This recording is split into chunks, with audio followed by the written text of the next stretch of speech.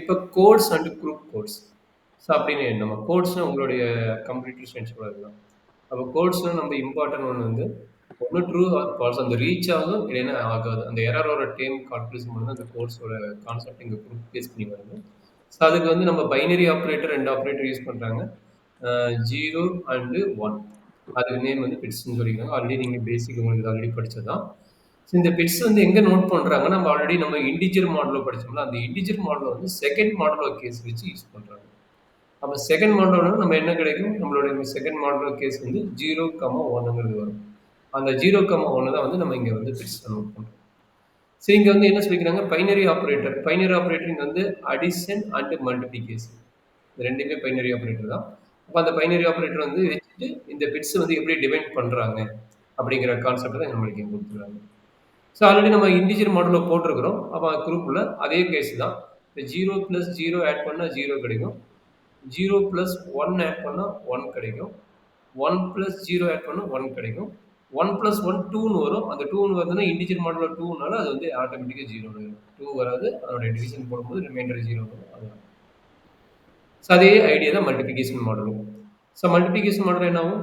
எல்லாமே 0ன்னு 0 தான் என்ட்ரி ஆகும். 1 இன்டு 0 0 ஆகும். 1 இன்டு 1 வந்து இது ஆகும். சரிங்களா? அப்ப இதுதான் நம்மளுடைய பேசிக் கோட்ஸ்ல பிட்ஸ்ங்கிற கான்செப்ட்டோட பேசிக்ல தெரிஞ்சுச்சு. சரியாம்மா? Okay sir. சரி. இப்ப ஆல்ரெடி நம்ம குரூப்போட இது எப்படி மெர்ஜ் பண்றாங்க அப்படிங்கிறத பார்க்குறோம். சரிங்களா? இப்ப G1 அண்ட் G2 2 குரூப்ஸ். அந்த G1 வந்து கார்ட்டீசியன் ப்ராடக்ட்ல எடுக்குறாங்க. எப்படி எடுக்குறாங்க? G1 cross G2 is also group using the same binary operator. So defined by this format. அப்ப G is அதாவது G வந்து எப்படி எடுக்குறாங்கன்னா, G1ங்கிற ஒரு எலிமெண்ட் வந்து A, Bங்கிற ஒரு எலிமெண்ட்டும், அதாவது A1 இங்க குடுத்துருக்காங்க. அதனால A1, B1 எலிமெண்ட்டும் அண்ட் G2ங்கிற எலிமெண்ட்ல வந்து A2, B2வும் எடுக்குறாங்க.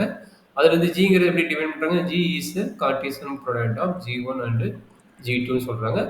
That is also binary operator. Okay. So இது எப்படி டிஃபைன் பண்றாங்க? இன் பிட்ஸோட கான்செப்ட் யூஸ் பண்ணி எப்படி டிஃபைன் பண்றாங்க அப்படின்னா, ஸோ 4 எலிமெண்ட்ஸ். மேபி பிட்வீன் அடிஷனா இருக்கலாம், இல்ல மல்டிப்ளிகேஷனா இருக்கலாம். ஸோ அந்த கேஸ் பேஸ் பண்ணி எப்படி டிஃபைன் பண்றாங்க? இந்த மாதிரி ஒரு 4 எலிமெண்ட்ஸ் நம்மளுக்கு டிஃபைன் பண்றாங்க. மேபி இதை ரீஅரேஞ்ச் பண்ணி மாத்தி மாத்தி கூட வரலாம். அதே எலிமெண்ட்ஸ் தான் வரணும்னு அவசியம் கிடையாது. இந்த ஃபார் எக்ஸாம்பிள் இந்த அடிஷன் போட்டோம்னா இந்த அடிஷனோட கான்செப்ட். இப்போ 0 இங்க 2 எலிமெண்ட்ஸ் இருக்குது, இங்க 2 எலிமெண்ட்ஸ் இருக்குது. இங்க பாத்தீங்கன்னா மல்டிப்ளை பண்ணும்போது எத்தனை எலிமெண்ட்ஸ் வருது? 4 எலிமெண்ட்ஸ் வருது. அப்ப அந்த A1, A2ங்கிற கேஸ் வராம நம்ம மாத்தி கூட வரலாம். சரிங்களா? அவன் ஆர்டருக்காக A1, A2ன்னு குடுத்துருக்காங்க. நம்ம அந்த ஆர்டர்ல எழுதிக்கலாம். சரிங்களாம்மா? அப்ப டோட்டலா எத்தனை இருக்குது? இங்க பாருங்க 2 எலிமெண்ட் எடுக்கிறோம். 2 எலிமெண்ட் எடுத்து இங்க எத்தனை எலிமெண்ட் வருது? 4 எலிமெண்ட்ஸ் வருது.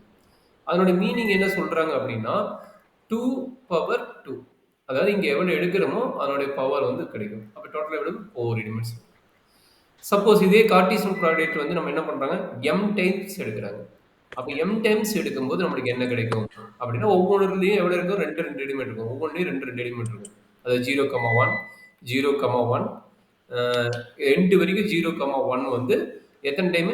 m டைம்ஸ் ஃபேக்டர் ஆகும். அப்ப m டைம்ஸ் ஃபேக்டர் ஆகும்போது 2 எலிமெண்ட் வந்து 2 பவர் m கிடைக்கும். சரிங்களா? 2 பவர் m கிடைக்கும். ஸோ அதுதான் வந்து அந்த order of PA power m ஓட ஆர்டர்ங்கிறாங்க. சரிங்களா? இந்த கார்ட்டீசியன் ப்ராடக்ட் எவ்வளவு டைம் வருதோ அத்தனை டைம் நமக்கு கிடைக்கும். சரிங்களாம்மா? இது ஒரு பேசிக் ஐடியா. அப்போ ஒரு டைம் என்னது 2 பவர் 1 வரும். அதாவது நம்மள பைட்டு தெரியும். பிட்ஸ் வந்து எப்படி பிட்ஸ் வந்து 0, 1. அப்ப 2 எலிமெண்ட் இருக்குதுல்ல.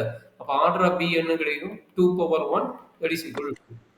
அதே மாதிரி ஆர்டர் ஆஃப் B பவர் mங்கிறது என்னது? m எலிமெண்ட்ஸ் வரும். 0, 1, 0, 0, 0, 1 m டைம்ஸ் வரும். அப்போ ஒவ்வொன்றிலும் 2, 2 எலிமெண்ட் இருக்கும்போது 2 பவர் mங்கிறது கிடைக்கும். ஸோ அதுல தான் ஆர்டர் இங்க நோட் பண்ணிக்கிறாங்கம்மா. சரிங்களா? ஸோ இது வரைக்கும் ஏதாச்சும் டவுட் இருக்குதாம்மா? இது பேசிக் டெஃபினிஷன் அவ்வளவுதாம்மா. இல்ல சார். சரி. ஸோ ஒவ்வொன்றும் அப்படி டெஃபினிஷன்